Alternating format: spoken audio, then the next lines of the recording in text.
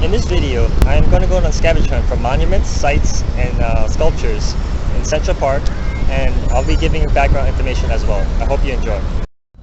To get to Grand Army Plaza, you can take the Q, N, and R train and walk across the street.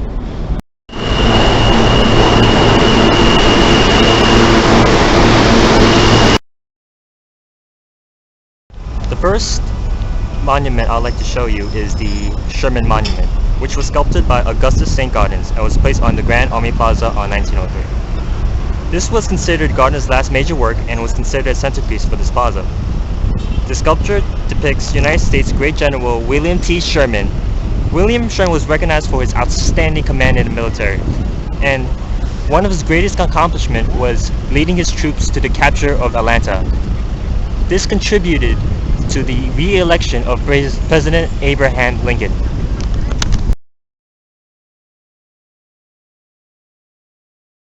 By looking at the Delcourt clock, you can see many animals sculpted with interesting poses and instruments. This includes a goat playing the pipes, a kangaroo playing the horns, a penguin on drums, a bear on tambourines, and a hippo playing the violin.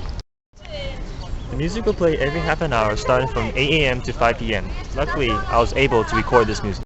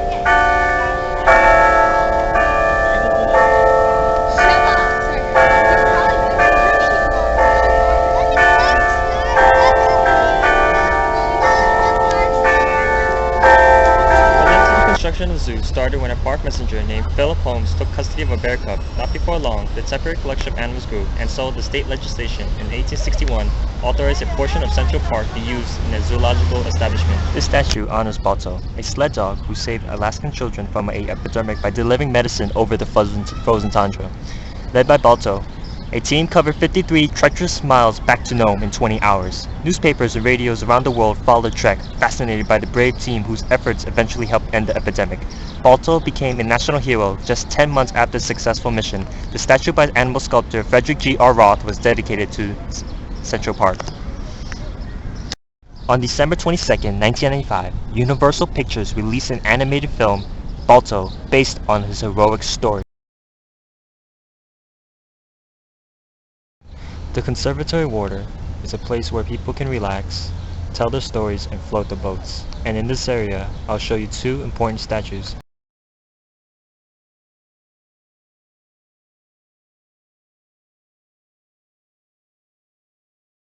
This is a sculpture of Hans Christian Andersen. In this sculpture, he is reading a book that is inscribed the story of the ugly duckling. This is a common place where kids go for storytelling. Now that we have traveled west, we have arrived at the Ramble. This part of the park was designed by Frederick Law Olmsted.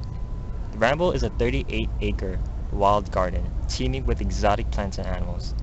Because the Ramble's location is part of the Atlantic Flyway, many birds have migrated here during the spring and fall, and thus became the reason why this part of the park is the center of bird activity. As I walk south from the Ramble, I have come across the Bow Bridge. Seen in many movies, the Bow Bridge is famous for its beautiful scenery and is arguably one of the most romantic places in the world.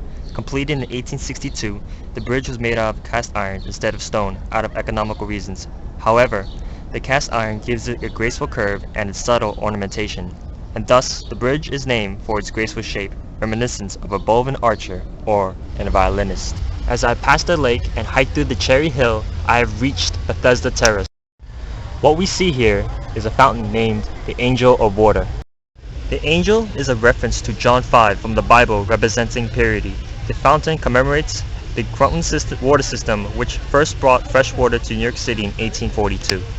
The cherubs, or as you know, the angel babies, represents the temperance, purity, health, and peace. A walkway leading to the Bethesda Terrace, Central Park runs through the middle of the park from 66th to 72nd Street. The mall was specifically designed to accommodate the width of carriages. These carriages would drop off the wealthy inhabitants of the mall starting point, where they can enjoy the natural scenery and socialize with people of lower status. As I stroll through the mall, passing the dairy, I have arrived at one of the United States' largest carousel. This was not the first carousel to be built in Central Park. In 1871, the original carousel was powered by mules and horses. Two succeeding rides were destroyed by fires in 1924 and 1950, and the last rebuilt was on 1951. The carousel has 57 horses, 52 jumpers, and 5 standards. The last site in my hunt is the main monument of Columbus Circle. The main monument commemorates the 260 American sailors who perished in 1898 when the battleship Maine exploded in the harbor of Havana, Cuba. Then under Spanish rule, it is unclear what caused the explosion, but the Spanish waged war in the United States. The gilded bronze statue atop pylon represents Columbia triumphing leading a seashell chariot of 3 hippocampi, part horse, part sea creature. They are said to be cast from metal recovered from the guns of Maine itself. The figure reflects America's new position as a dominant world force. By completing our scavenger hunt, we have seen artwork that captured the beauty of Central Park. Now that we have completed our scavenger hunt, I conclude this video essay, and I hope you have a nice day.